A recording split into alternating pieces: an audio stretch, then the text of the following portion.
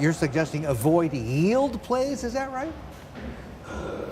Well, so funny, yeah, so funny thing. I don't view rates as rising significantly anytime soon. I think very broadly, you could take your pick of economies where balance sheets have become stretched, either at corporate or the household level or at government. And I think we're in a lower secular sense of rates. That said, I think that valuations are very stretched around those, and there's a pretty strong appreciation for that.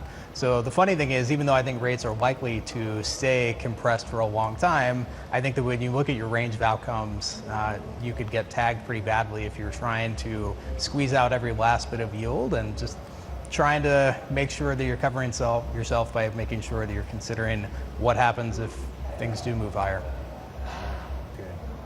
So what happens if things move lower, Joe?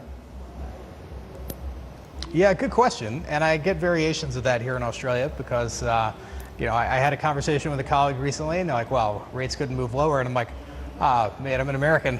Trust me, they can go lower and they can stay there a lot longer than you'd think. And you look at Japan, where essentially you had something close to ZIRP for coming on 20 years. So they certainly can. I think in that environment, yield investors would probably get a risk-adjusted return that is pretty favorable. I think broadly though, just about anything you could be long in the market would do well if rates did go lower, particularly here in Australia where there is still a lot of confidence from the investors I talk to, and I think you see in the market that yields will move higher.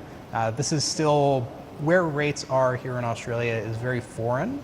And I have to say, I was in the same place a few years ago and I couldn't believe that rates would stay as low as long as they did. But the reality is that that can certainly be the case for a long time. And domestically here, if you look at where household debt is relative to income compared to the last time there was a recession, early 90s, it's actually increased by about 3x. So there's much less flexibility in household budgets here in Australia today. And I think that will eventually catch some people off guard.